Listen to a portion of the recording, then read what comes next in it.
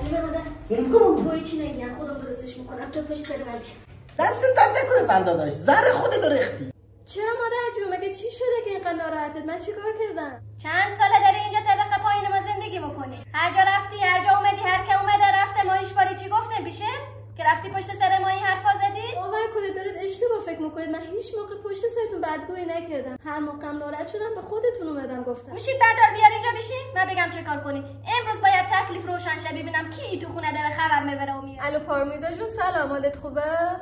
سلام لیلا جون، خودم میخواستم بهت زنگ بزنم عزیزم. آخه امروز از اون حلیمه بدقیافه با اون مادر عجوزش خبری نبود. میخواستم ببینم پیش تو هم نیومدن دخالت. میگم بهتره که پشت سر مادر جون و حلیمه خانم اینجوری صحبت نکنی. وای لیلا جون، نمیدونی در موردت رو چه حرفایی به من زدم. مادر جون میگفت من اصلا این عروس رو دوست ندارم، به خاطر پسرم دارم تحملش میکنم. حلیمه میگفت خیلی بد سلیقه و بد قیافه هستی. حرفای زشت دیگه هم زدن که مثلا روم نمیشه بهت بگم اینقدر که زشت بود. به نظرم تو هم طرف اونا رو نگی. راستی من خیلی عجله دارم، فعلا خدافظ گلم، میبینمت. من دیگه نمیتونم اینو تحمل کنم. همین امروز بعد از زندگی خانده داشته من بره بیرون. نه مادر نمیشه زندگیشون به هم بزنن. این معلوم بود از اولش هم آب زیر کوه.